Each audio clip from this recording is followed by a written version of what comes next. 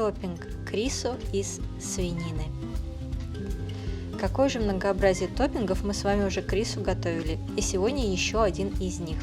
Прежде всего заготовим овощи. Нам потребуется одна луковица, которую мы с вами разрезаем напополам. Половинку откладываем в сторону, а оставшуюся половинку нарезаем тонкими полукольцами.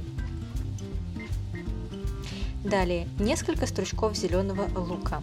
Те, которые покрупнее в размере, мы просто разрежем напополам и откладываем их в сторону. И оставшиеся 2 или 3 стручка, сколько у нас там получится, которые потоньше, мы нарезаем тонкими кольцами и это используем в конце для тоже топпинга. Далее нам потребуется одна головка чеснока, которую мы должны с вами очистить и помыть.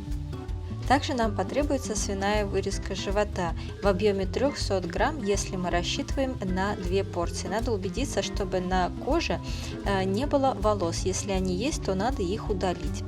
Мы будем использовать слой кожи тоже, мы его не срезаем. Но если уж вы сильно его не любите, то можете и срезать. Если будет косточка, косточку я обычно отрезаю и кладу ее в морозильник, держу в морозильнике и затем готовлю кимчи-чиге вместе с ней. Линк на рецепт кимчи-чиге будет в конце этого видео. Саму же свиную вырезку мы нарезаем кусками среднего размера.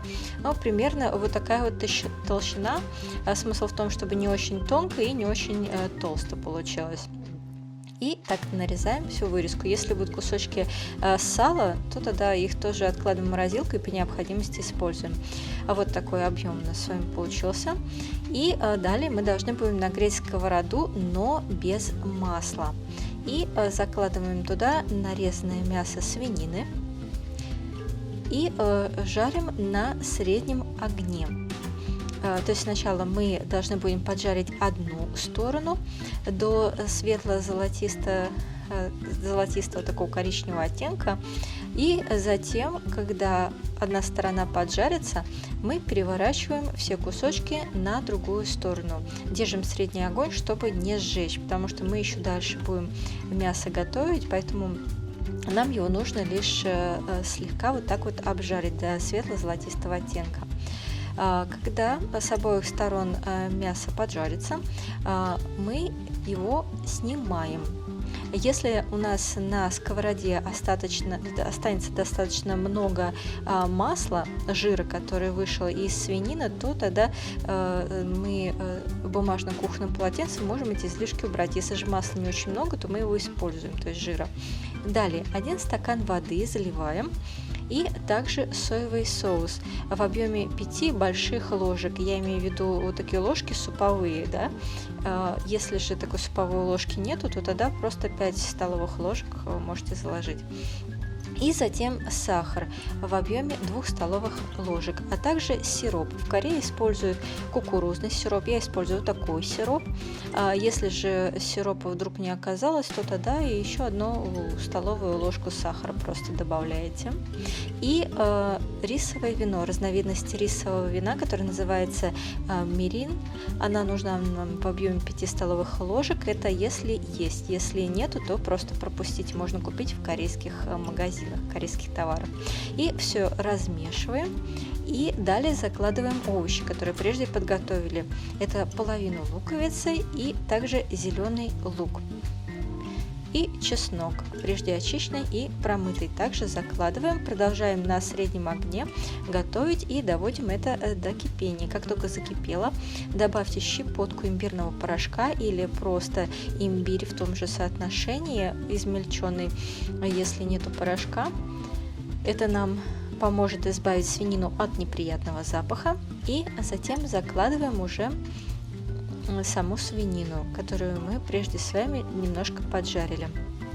Равномерно распределяем свинину. Все зависит от того, конечно, какую форму вы используете. У меня сегодня не глубокая сковорода, поэтому я в процессе приготовления несколько раз туда-сюда кусочки свинины переворачивала. Сегодня все кастрюльки у меня заняты, а так можно использовать какую-нибудь такую среднюю глубокую кастрюльку, в общем, какую-нибудь форму поуже. И как вы видите, когда почти вся вода уже вышла и мясо немного, так сказать, закарамелизовалось, то тогда мы вынимаем лук и зеленый лук, и также мясо вынимаем так, чтобы остался у нас в соусе только чеснок. И вот в это оставшаяся у нас часть соуса мы закладываем прежде нарезанный полукольцами лук, и вместе это продолжаем с чесноком пассеровать, пока это все не закарамелизуется и вода не уйдет в покрытие этих овощей, чеснока и лука. И сейчас мы можем приступать уже к сервировке. Для этого нам потребуется отваренный рис. Мы его закладываем в пиалку или в